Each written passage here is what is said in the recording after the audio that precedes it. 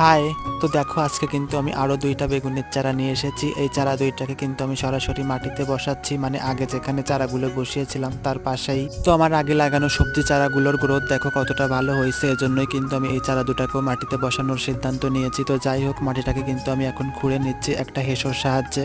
যেহেতু আমি 2টা চারা বসাবো, সেহেতু 2টা জায়গা কিন্তু আমি ভালোভাবে খুঁড়ে সাথে কিছু গোবর সার মিশিয়ে কিন্তু মাটিটা ভালোভাবে তৈরি করে নিয়েছিলাম।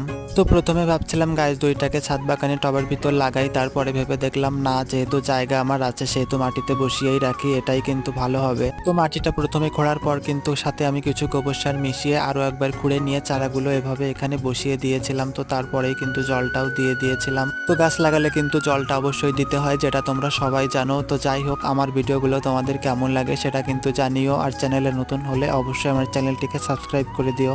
তো আমার কিন্তু গাছ লাগানো কমপ্লিট। তাহলে আজ আসি, দেখা হচ্ছে পরবর্তী ভিডিওতে। ততক্ষণে তোমরা ভালো থেকো, সুস্থ থেকো।